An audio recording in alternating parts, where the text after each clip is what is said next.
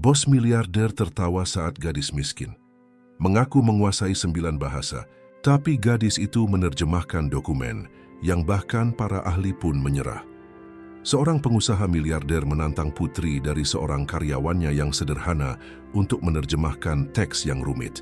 Yang mengejutkannya, gadis itu tidak hanya berhasil menerjemahkannya, tetapi juga mengungkap sebuah rahasia tersembunyi dalam dokumen tersebut yang mengubah segalanya. Ruang rapat di lantai teratas gedung Wijoyo Group terasa begitu tegang. Pendingin ruangan seolah tak mampu mendinginkan suasana panas yang terpancar dari wajah-wajah gugup di dalamnya.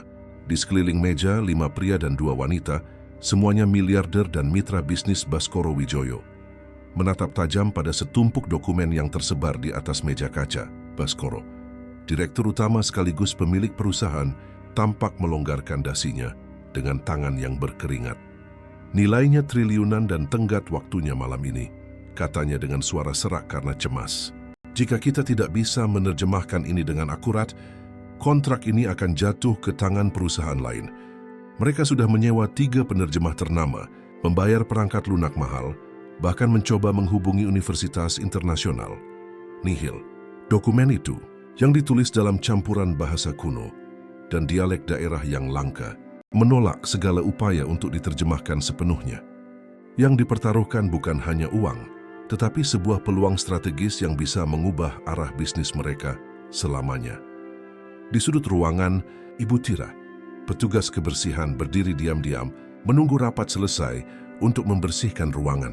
Di sampingnya putrinya yang berusia 13 tahun, Intan, memegang tas ransel usang sambil mengamati semuanya dengan saksama.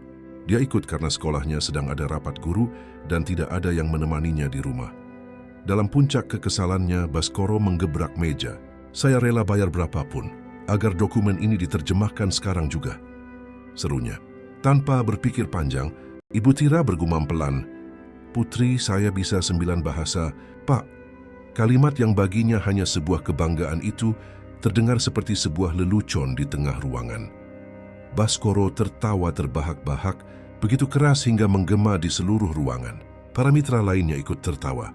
Beberapa menggelengkan kepala seolah itu adalah lelucon terbaik hari ini. 9 bahasa, kata Baskoro sambil masih tertawa. Dan ibu pikir dia bisa menerjemahkan ini? Sesuatu yang bahkan para ahli dari seluruh dunia saja tidak mampu. Intan dengan wajah tenang melangkah maju. "Boleh saya coba?" katanya tanpa ragu. Baskoro menyilangkan lengannya dan menatapnya dengan tatapan menantang. "Silakan." "Baiklah, Nona muda. Ini dokumennya. Mari kita lihat seberapa besar kepercayaan dirimu." Dia mendorong tumpukan kertas itu ke arah Intan. Seketika ruangan menjadi hening. Gadis itu duduk, menyapukan jarinya di atas baris-baris teks, dan dengan ekspresi konsentrasi penuh, mulai menggumamkan kata-kata dalam berbagai bahasa. Suaranya terdengar asing bagi mereka, tetapi membawa sebuah keyakinan yang tak disangka-sangka datang dari seorang remaja. Setelah beberapa menit, Intan mengangkat wajahnya dan mengatakan sesuatu yang membuat semua orang menahan napas. "Saya rasa saya menemukan sesuatu yang tidak bapak-bapak dan ibu-ibu sadari." Keheningan yang mengikuti ucapan Intan terasa tidak nyata. Beberapa menit yang lalu, ruangan itu dipenuhi tawa dan pandangan meremehkan. Kini semua orang terpaku, menyaksikan gadis kurus itu membolak-balik halaman dengan ketenangan yang hampir membuat jengkel orang-orang yang terbiasa mendapatkan jawaban instan. Baskoro, masih dengan senyum tipis di bibirnya, bersandar di kursinya. Dia tidak lagi tertawa. Rasa penasarannya telah mengalahkan kesombongannya meskipun ia takkan mengakuinya. "Baiklah, Nona muda," katanya dengan nada lebih tenang. "Apa tepatnya yang kamu temukan?" Intan tidak langsung menjawab. Matanya kembali menelusuri halaman kedua. Jemarinya mengikuti baris-baris penuh simbol dan kata-kata aneh. Ia menarik napas dalam-dalam, lalu berbicara dengan suara pelan namun tegas. Kalimat-kalimat ini tidak ditulis dalam satu bahasa. Mereka mengganti bahasa di tengah kalimat. Ini seperti sebuah kode agar mesin penerjemah otomatis tidak bisa bekerja. Para mitra saling berpandangan. Salah satu dari mereka, Pak Suryo, mengerutkan kening. "Apa kamu yakin bisa memecahkan kode ini?" Tanyanya dengan nada tidak percaya. Gadis itu tersenyum tipis. Saya tidak merasa yakin. Saya memang yakin. Ibu Tira yang berdiri di sudut meremas kain lap di tangannya yang basah oleh keringat.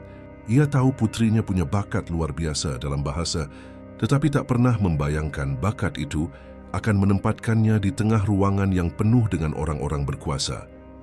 Baskoro mencondongkan tubuh ke depan, meletakkan sikunya di atas meja.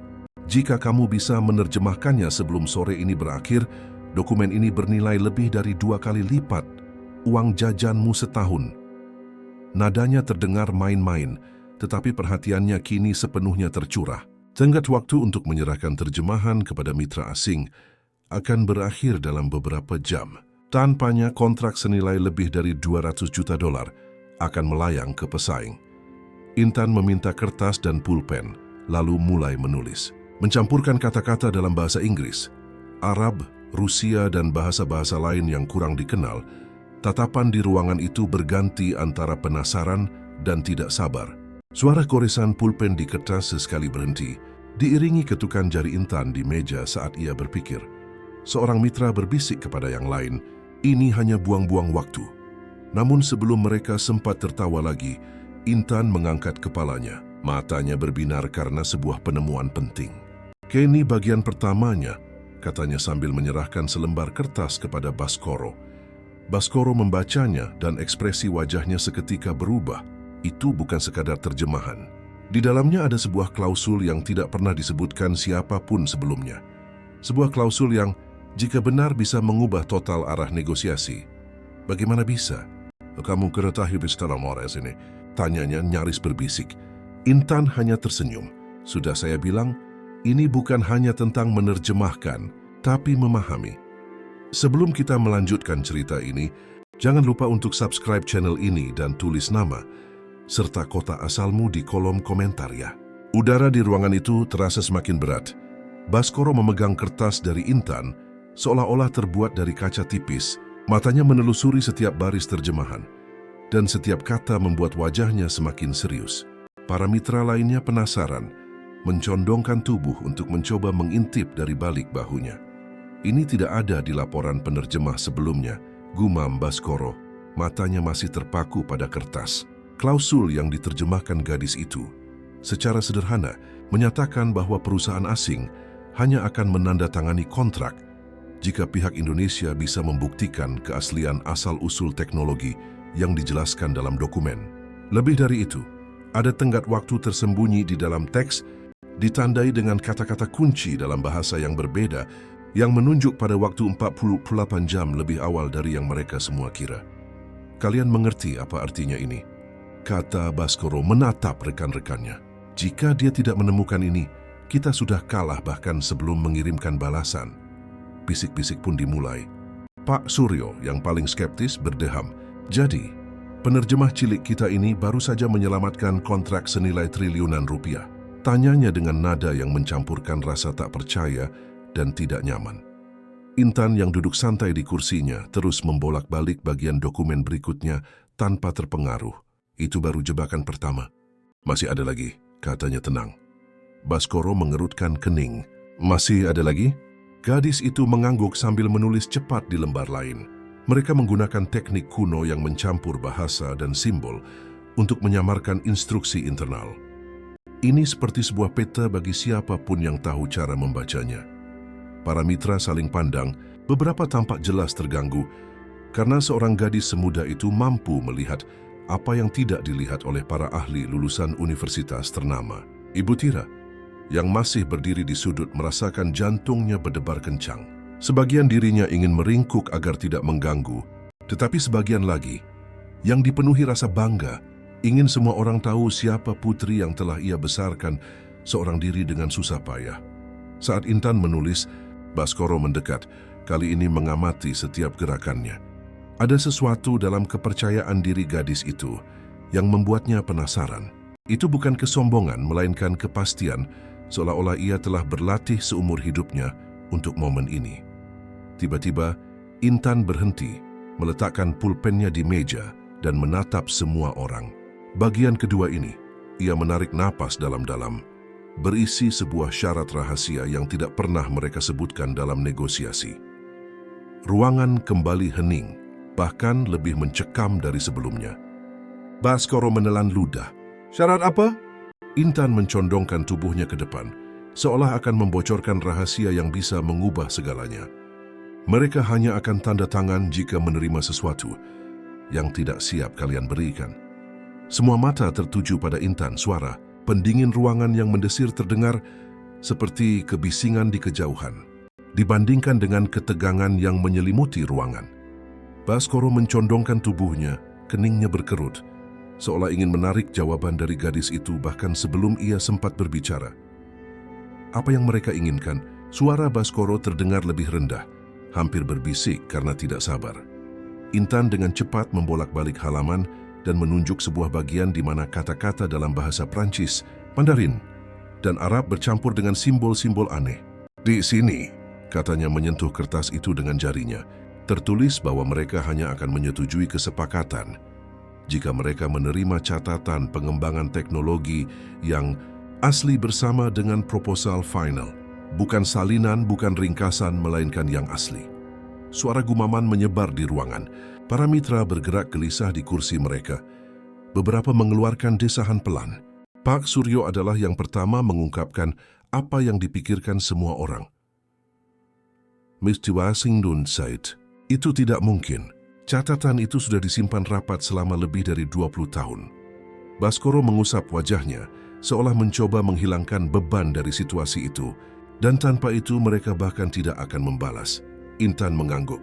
"Mbak, tepat sekali. Dan ada lagi, mereka menuliskannya sedemikian rupa, agar tidak ada yang menyadari tenggat waktu tersembunyi.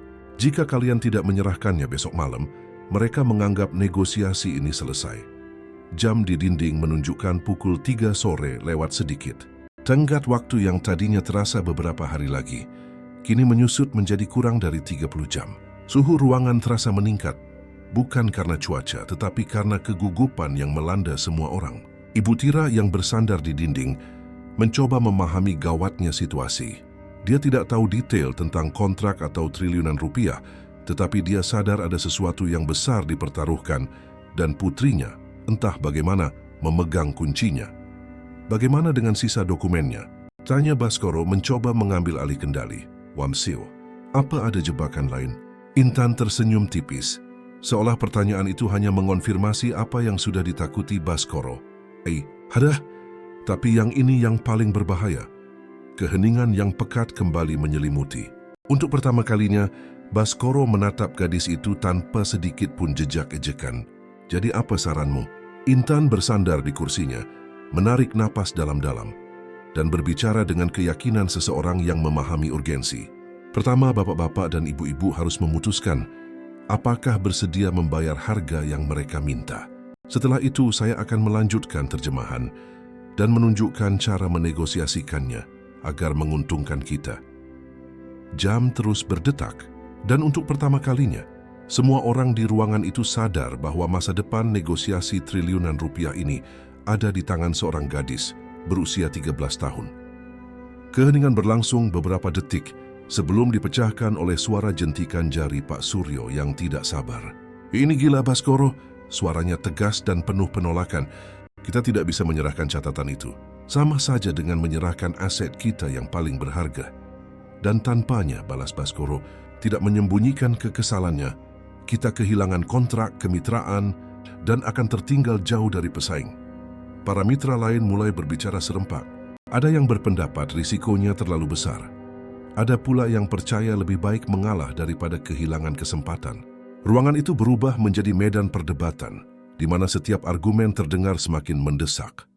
Intan, yang duduk di ujung meja, mengamati dalam diam. Dia tahu dia tidak punya wewenang untuk memutuskan, tetapi dia mengerti waktu tidak berpihak pada mereka. Dia mengambil pulpennya dan mulai menulis lagi, memisahkan bagian-bagian yang tampaknya berisi pesan tersembunyi. "Dengar!" Baskoro menggebrak meja membuat semua orang terdiam. "Mate, masalahnya bukan hanya menyerahkan atau tidak, tapi bagaimana cara menyerahkannya." Dia menoleh ke Intan. "Kamu bilang kita bisa menegosiasikan ini untuk keuntungan kita.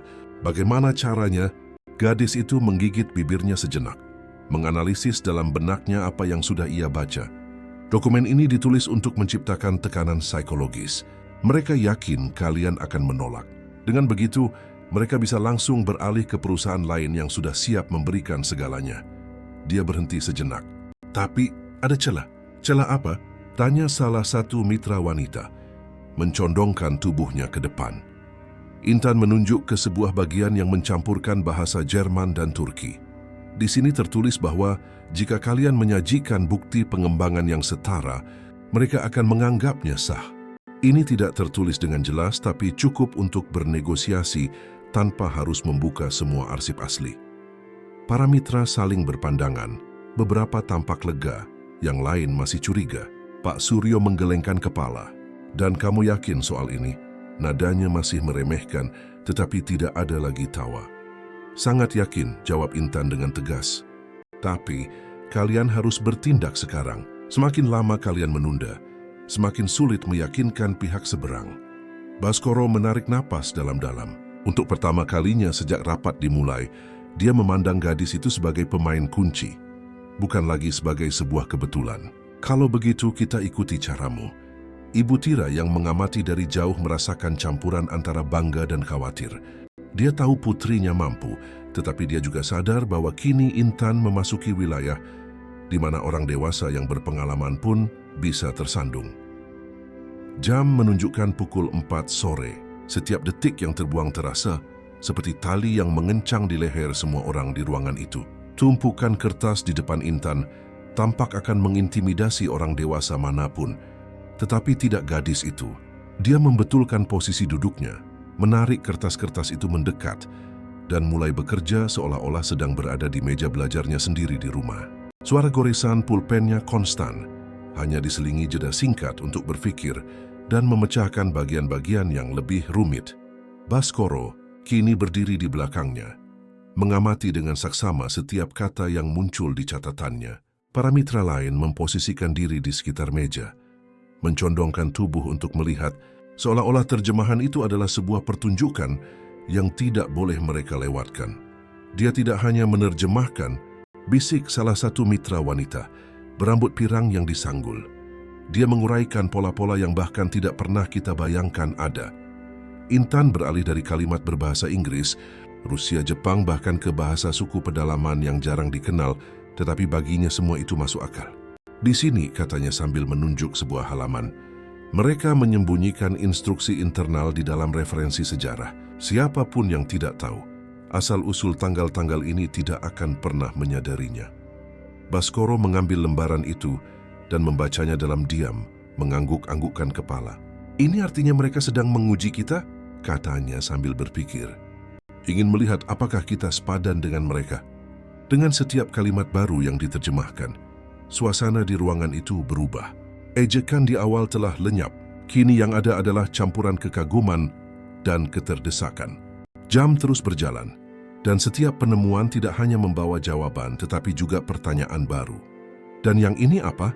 Tanya Pak Suryo, menunjuk sebuah simbol aneh di sudut halaman. Intan tersenyum seolah sudah menunggu pertanyaan itu. Itu penanda. Artinya bagian selanjutnya bersifat rahasia dan hanya bisa ditafsirkan dengan serangkaian kode yang muncul di akhir. Dia membolak-balik ke halaman-halaman terakhir dan menemukan kode-kode itu, menuliskannya dengan cepat. Dengan ini saya bisa membuka bagian terakhir dari dokumen. Ibu Tira menyaksikan dari jauh, mencoba menyembunyikan emosinya.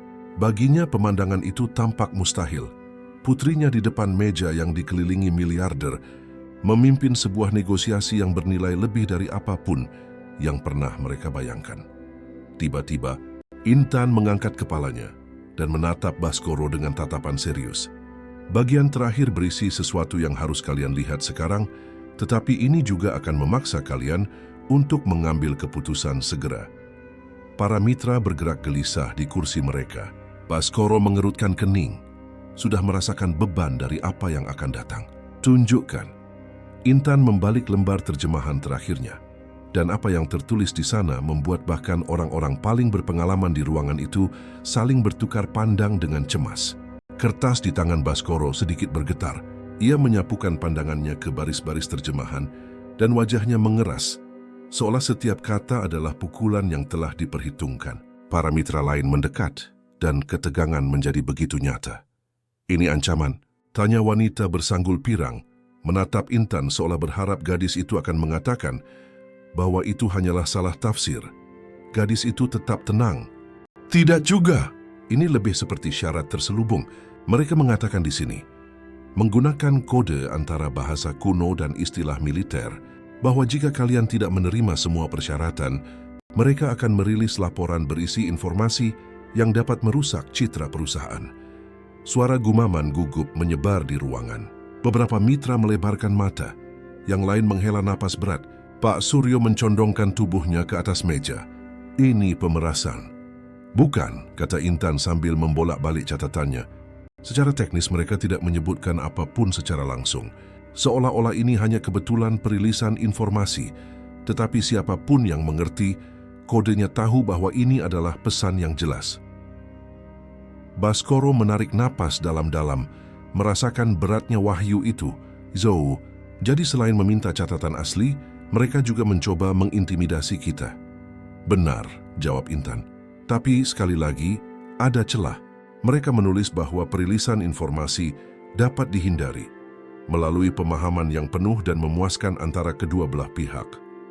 Kalimat itu cukup kabur, sehingga kalian bisa menegosiasikan syarat lain sebagai gantinya." Para mitra saling berpandangan, mencoba mencerna semuanya. Campuran antara ketidakpercayaan dan rasa hormat terhadap gadis itu tumbuh setiap menit. Ini bukan sekadar terjemahan.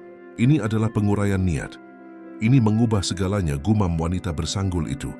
Jika kita bisa menggunakan celah ini, kita tidak hanya menghindari ancaman, tapi kita juga bisa memaksa mereka untuk menerima lebih sedikit dari yang mereka minta. Intan meletakkan pulpennya di atas meja dan menatap Baskoro. Tapi waktu terus berjalan. Mereka menunggu jawaban paling lambat besok malam, dan saya masih harus menyusun terjemahan akhir yang lengkap untuk dikirim. Baskoro memejamkan matanya sejenak. Di benaknya terlintas negosiasi-negosiasi sulit selama bertahun-tahun, tetapi tidak ada yang seperti ini. Ketika ia membuka matanya, nada suaranya tidak lagi sama. Ada keseriusan dan bahkan sedikit rasa hormat. "Baiklah, kamu yang akan memimpin bagian ini." Ibu Tira terbelalak kaget. "Apa?" "Dia memahami dokumen ini lebih baik dari siapapun di antara kita." Baskoro menatap para mitranya. "Dan jika ada yang keberatan, silakan berikan alternatif sebelum hari ini berakhir." Tak ada yang menjawab. Keputusan telah dibuat. Intan menarik setumpuk kertas kosong, menata dokumen asli, dan catatan yang sudah dibuatnya menjadi tumpukan yang rapi.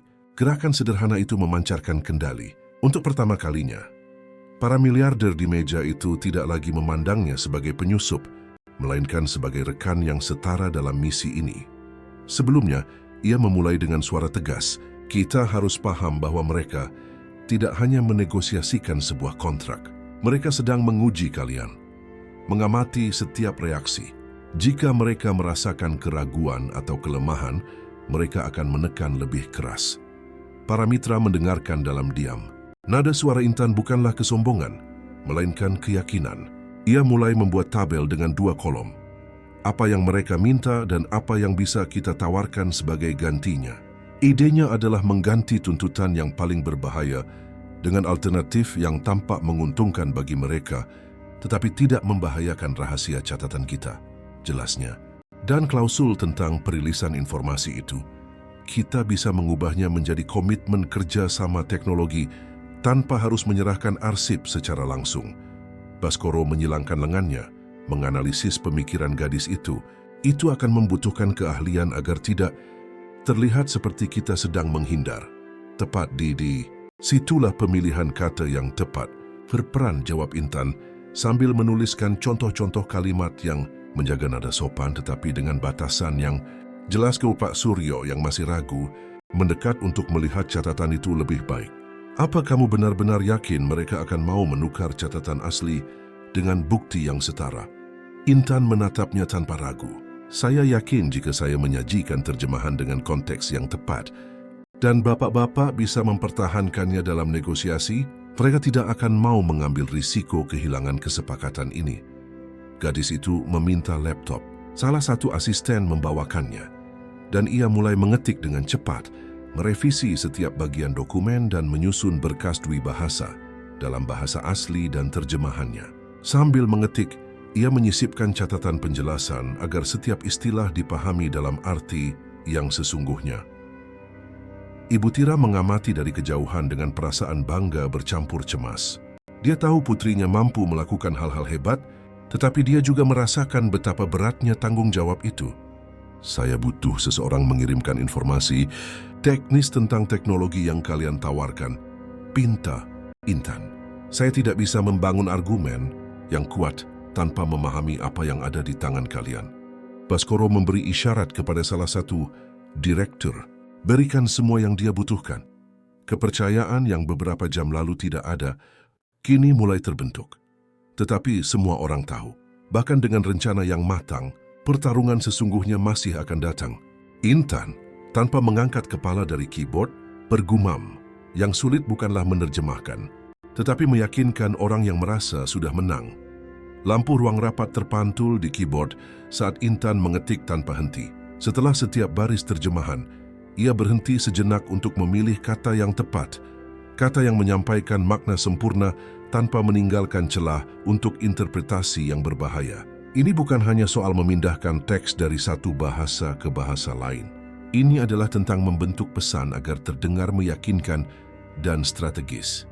Para mitra mengamatinya seolah-olah mereka sedang berhadapan dengan seorang ahli veteran. Bahkan Pak Suryo yang sebagian besar rapat meragukannya, kini menatap lekat-lekat, mencoba mengikuti alur pemikiran cepat gadis itu. Kita tidak boleh terlihat putus asa, kata Intan. Matanya tidak lepas dari layar. Terjemahan ini harus menunjukkan rasa percaya diri. Bahkan saat kita memberi kelonggaran, itu harus terasa seperti kita menawarkan hadiah, bukan memenuhi tuntutan. Dia menggarisbawahi sebuah kalimat dan menunjukkannya pada Baskoro. Di sini misalnya dalam teks asli, mereka menggunakan kata kerja yang secara harfiah berarti menyerahkan. Jika kita menerjemahkannya seperti itu, kesannya kita tunduk. Tapi jika kita menggantinya dengan berbagi, nadanya berubah total. Baskoro mengangguk, menyadari betapa pentingnya pilihan kata. Punya insting seperti itu. Bisa membuat perbedaan besar pada hasilnya. Bukan bisa tapi pasti, koreksi Intan dengan senyum tipis. Ia bergantian menatap dokumen fisik dan digital, mengetik dengan cepat dan presisi. Ketika menemukan bagian yang terkode, ia berhenti untuk menguraikannya. Mereka mengulangi simbol ini 3 kali, komentarnya, menunjukkan kepada mitra wanita bersanggul pirang. Itu artinya ini adalah klausul prioritas bagi mereka. Disinilah kita bisa menawarkan sesuatu yang lain, tetapi yang nilainya terlihat setara. Saat ia bekerja, Ibu Tira mendekat diam-diam, meletakkan tangannya di bahu putrinya. Gestur itu sunyi, tetapi mengatakan segalanya. Ibu di sini bersamamu. Intan tidak menoleh, tetapi senyum singkat tersungging di wajahnya sebelum kembali fokus. Saat ini dikirim, mereka akan sadar bahwa kita telah memahami seluruh isi dokumen, kata Intan, menatap semua orang di meja. Dan lebih dari itu, mereka akan tahu bahwa mereka tidak bisa lagi mempermainkan kita. Pak Suryo menyilangkan tangannya. Kamu tampaknya tahu persis bagaimana reaksi mereka nanti. Intan bersandar di kursinya. Saya tahu. Dan karena itulah kita harus siap untuk tawaran balasan yang akan mereka kirim. Keheningan yang menyusul bukan lagi keheningan karena ragu, melainkan karena antisipasi. Semua orang termasuk Baskoro tahu bahwa permainan sesungguhnya akan dimulai setelah email itu dikirim. Suara ketikan keyboard menggema di ruangan yang hening dan penuh konsentrasi. Intan memeriksa setiap baris dokumen dengan ketelitian seseorang yang tahu bahwa kesalahan sekecil apapun bisa merugikan triliunan rupiah. Di layar, teks ditampilkan berdampingan antara versi asli dan terjemahan akhir, dengan catatan-catatan yang menyoroti konteks setiap ungkapan dan niat sebenarnya di balik kata-kata itu. Baskoro yang kini duduk di sebelahnya mengamati proses itu dengan saksama. Sikap meremehkan di awal telah berubah menjadi perhatian penuh. Dia tidak lagi melihat seorang gadis berusia 13 tahun, dia melihat seorang profesional yang mampu mengubah arah negosiasi. Sudah siap, kata Intan, menyimpan file dengan nama yang sederhana namun strategis. Ini sempurna untuk membuat mereka berpikir bahwa mereka memegang kendali, padahal sebenarnya kitalah yang mengarahkan permainan. Para mitra mencondongkan tubuh untuk melihat hasilnya. Wanita bersanggul pirang itu menghela napas kagum. Ini sempurna. Pak Suryo, meskipun enggan mengangguk, tidak bisa dipungkiri. Ini jauh di atas apa yang diharapkan siapapun. Intan menyambungkan sebuah flash disk dan menyalin file tersebut. Kemudian dia membuka email perusahaan milik Baskoro. Bapak yang harus mengirimnya, tapi jangan sekarang. Baskoro mengerutkan kening. Maksudmu? Tenggat waktunya besok. Jika kita kirim sekarang, mereka punya waktu untuk menyusun serangan balasan sebelum merasa tertekan. Kita kirim sore nanti agar masuk ke kotak masuk mereka menjelang jam kerja berakhir. Dengan begitu, mereka akan menghabiskan malam memikirkan proposal kita. Strategi itu langsung masuk akal bagi semua orang. Itu adalah langkah psikologis, bukan hanya linguistik. Sambil menunggu, Intan meninjau kembali poin-poin kunci dan melatih Baskoro mengenai nada bicara yang harus ia gunakan jika mereka memerlukan rapat darurat dengan pihak seberang. Pukul 17.58, Intan menatap Baskoro dan mengangguk. Sekarang, dia mengklik tombol kirim. Suara lembut notifikasi pengiriman terdengar seperti tembakan pistol start. Ketegangan di ruangan itu mereda selama beberapa detik, digantikan oleh keheningan yang penuh penantian. Lalu sekarang? Tanya wanita bersanggul itu. Intan menutup laptopnya dan meletakkan tangannya di atas meja. Sekarang kita menunggu tapi tidak bersantai. Mereka akan membalas, dan balasannya tidak akan sederhana. Baskoro bersandar di kursinya, merasakan beban penantian itu. Pertarungan sedang berlangsung, dan langkah selanjutnya akan datang dari belahan dunia lain. Malam mulai turun, tetapi tak seorang pun di Wijoyo Group yang berniat pulang. Baskoro telah menyuruh sebagian besar stafnya pulang, tetapi para mitra dan Intan tetap berada di ruang rapat, meninjau berbagai skenario balasan. Ibu Tira, meskipun tidak mengerti semua detailnya, tetap berada di dekatnya. Katanya ia tidak mungkin meninggalkan putrinya sendirian. Jam menunjukkan hampir pukul 10 malam ketika suara notifikasi email memecah keheningan.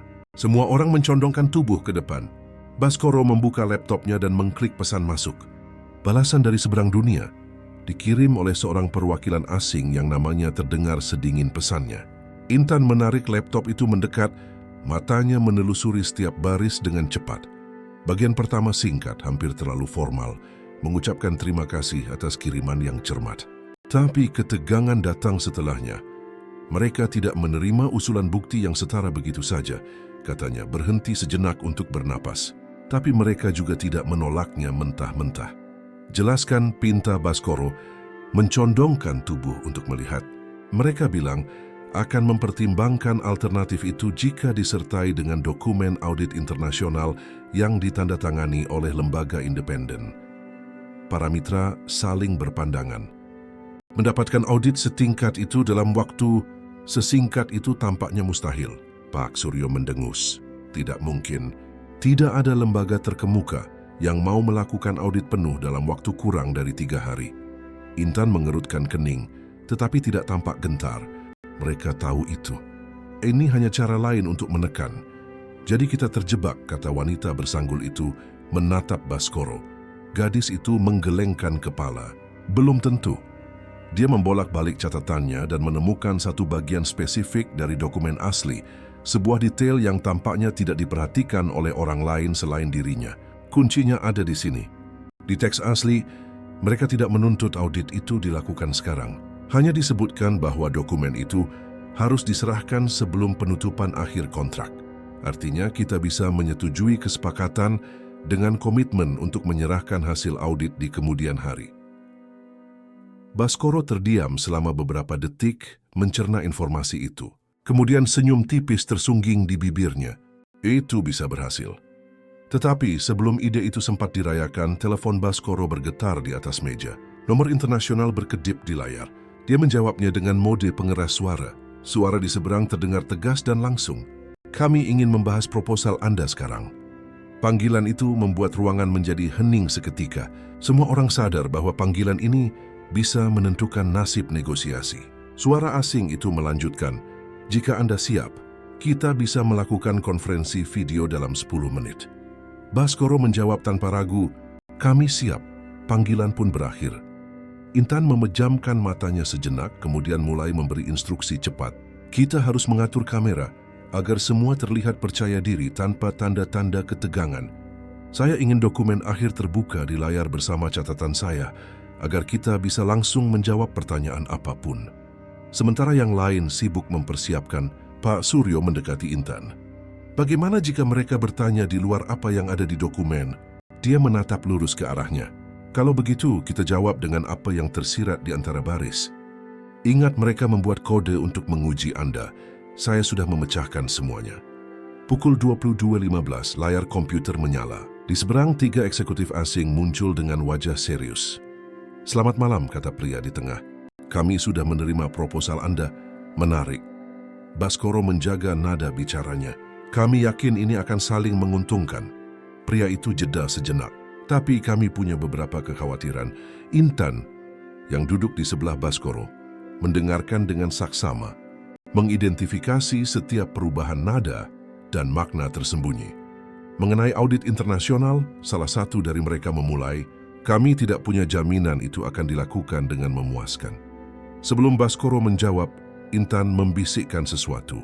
Baskoro mengangguk dan berkata, kita bisa memasukkan komitmen resmi dalam kontrak dengan denda yang disepakati jika audit tidak memenuhi harapan. Ada keheningan singkat di seberang. Strategi itu tampaknya berhasil. Akan kami pertimbangkan. Tapi ada satu hal lagi. Suara itu membuat semua orang tegang. Pria itu mencondongkan tubuh ke depan. Kami menuntut seorang perwakilan dari perusahaan Anda datang ke sini secara langsung dalam 24 jam ke depan untuk menandatangani pra-perjanjian. Ruangan kembali hening. 24 jam? Ulang Baskoro, kita berada di belahan dunia yang berbeda. Justru itu, kami ingin melihat komitmen nyata, jawab pria itu. Intan berbisik lagi pada Baskoro, katakan setuju, tapi ajukan syarat yang memberi kita lebih banyak waktu. Baskoro menarik napas. Kami setuju mengirim perwakilan, tapi kami mengusulkan penandatanganan dilakukan melalui konferensi video yang disahkan oleh otoritas setempat sementara orang kami dalam perjalanan. Dengan begitu, kita memenuhi tenggat waktu dan memastikan kehadiran fisik setelahnya. Setelah berdiskusi singkat, pihak seberang menjawab, itu bisa diterima. Tapi kami butuh jaminan perjalanan sudah dipesan saat penandatanganan online. Tidak masalah, kata Baskoro. Kalau begitu, kita hampir sepakat, kata pria itu. Tapi untuk melanjutkannya, kami perlu mengonfirmasi satu detail lagi tentang teknologi ini. Kalimat itu menggantung di udara. Pria itu melanjutkan dengan nada yang terdengar ramah namun penuh jebakan. Sebelum kita lanjut, kami ingin memastikan asal-usul teknologi ini. Siapa yang mengembangkannya dan di mana? Udara di ruang rapat seolah lenyap. Ini adalah informasi yang paling dijaga kerahasiaannya. Sebelum Baskoro sempat menjawab, Intan memberi isyarat agar ia menunggu. Saya rasa saya bisa menjawabnya, kata gadis itu dengan tenang. Para eksekutif asing menatapnya penasaran. Teknologi ini dikembangkan oleh tim multidisiplin berdasarkan riset yang dilakukan di wilayah Indonesia. Intan memulai, memilih kata-katanya dengan hati-hati. Namun, karena sifat proyek yang sensitif, detail lengkapnya akan disajikan pada waktu yang tepat, seperti yang tercantum dalam dokumen asli yang Anda kirimkan. Dia berhenti sejenak, lalu menambahkan, termasuk di klausul 7, Anda menyatakan bahwa riwayat pengembangan akan diungkapkan dengan jaminan kontrak yang saling menguntungkan. Kami lebih dari bersedia untuk memenuhi bagian itu, asalkan hal yang sama berlaku untuk Anda. Pria di tengah sedikit mengerutkan kening. Apa maksud Anda dengan hal yang sama berlaku untuk Anda? Kami juga ingin mengetahui asal-usul teknologi pelengkap tertentu yang Anda tawarkan, jawab Intan tanpa ragu. Bagaimanapun, transparansi harus berlaku dua arah, bukan? Beberapa eksekutif tampak jelas tidak nyaman. Serangan balik tak terduga itu telah menyeimbangkan permainan. Baskoro menatap putri dari petugas kebersihannya itu dengan campuran keheranan dan kebanggaan. Ia sadar bahwa ia tidak hanya berhadapan dengan penerjemah berbakat, tetapi juga seorang ahli strategi yang ulung. Pria di layar menarik napas dalam-dalam. Kami akan mempertimbangkan permintaan itu, katanya lalu menambahkan, tapi ini bisa mengubah jadwal. Ancaman itu membuat semua orang waspada. Kita harus tetap pada jadwal semula, tegas Baskoro. Kami mengerti, tapi ini proses yang rumit, balas eksekutif itu. Intan menyela dengan cepat, mengutip dokumen itu kata demi kata. Jadwal tidak perlu berubah. Anda sendiri yang menulis di klausul 9 bahwa syarat tambahan akan disesuaikan secara paralel, tanpa mengganggu tanggal yang telah ditetapkan. Reaksi di seberang langsung terlihat. Pria di tengah melirik rekannya yang mengerutkan kening karena sadar bahwa gadis itu benar. Kalau begitu, kita sepakat untuk menjaga jadwalnya, tegas Baskoro. Pihak seberang mengangguk perlahan. Ya, selama kita bisa melanjutkan pertukaran informasi. Intan tahu ini adalah momen krusial. Saya sarankan kita meresmikannya malam ini juga, katanya. Sebuah adendum sederhana untuk praperjanjian yang mengonfirmasi jadwal dan klausul pertukaran informasi. Saya bisa siapkan sekarang untuk ditinjau segera. Setelah hening beberapa saat, pria itu menjawab, siapkan dokumennya. Intan langsung mengetik, menyusun kalimat yang mengunci semua kesepakatan secara hukum. Setelah dokumen siap, ia langsung mengirimkannya. Sekarang keputusan akhir ada di tangan mereka. Ruangan itu sunyi senyap. Jam di dinding terus berdetak. Pukul 23.47 email balasan masuk. Baskoro membukanya. Baris pertama adalah formalitas. Baris kedua adalah konfirmasi. Kami menerima adendum yang diusulkan dan mempertahankan jadwal semula. Pertukaran informasi akan dilanjutkan sesuai kesepakatan. Ketegangan di ruangan mulai mencair, tetapi dampak sesungguhnya datang di kalimat berikutnya. Kami menganggap proposal Anda sebagai tanda kompetensi dan keseriusan. Kami siap menandatangani pra-perjanjian besok. Para mitra saling berpandangan tak percaya. Beberapa tersenyum, yang lain menghela napas lega. Pak Suryo, yang tadinya paling keras menentang, menatap Intan dan berkata, saya rasa utang kita padanya lebih besar dari yang kita bayangkan. Baskoro menutup laptopnya dan berdiri mendekati gadis itu. Untuk pertama kalinya, ekspresinya tidak menunjukkan kesombongan sedikit pun. Kamu tidak hanya menerjemahkan sebuah dokumen, kamu menyelamatkan kontrak ini. Intan tersenyum dengan tenang. Saya hanya menggunakan apa yang sudah kalian miliki. Bedanya, saya memahami kata-kata dan niat di baliknya. Ibu Tira terharu memeluk putrinya dengan erat. Pada saat itu, kontras antara kemewahan ruangan dan kesederhanaan mereka berdua terasa tidak relevan. Yang terpenting adalah seorang gadis berusia 13 tahun telah mengubah arah negosiasi bernilai triliunan rupiah. Ayo kita rayakan, kata mitra wanita bersanggul itu, memecah suasana serius. Tapi Intan menggelengkan kepala. Belum selesai.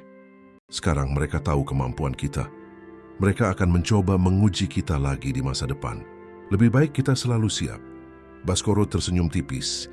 Kalau begitu, tetaplah bersama kami untuk tantangan berikutnya. Gadis itu mengangkat bahu, seolah tidak menolak gagasan itu. Mungkin kalau terjemahannya cukup bagus untuk ditukar dengan traktiran es krim setelah ini. Tawa yang menyusul terasa ringan dan penuh kelegaan. Negosiasi telah dimenangkan dan pelajarannya jelas. Jangan pernah meremehkan orang yang terlihat kecil, karena bisa jadi merekalah yang mengubah permainan. Jika kamu suka cerita ini, jangan lupa like dan subscribe channel ini agar tidak ketinggalan video-video berikutnya.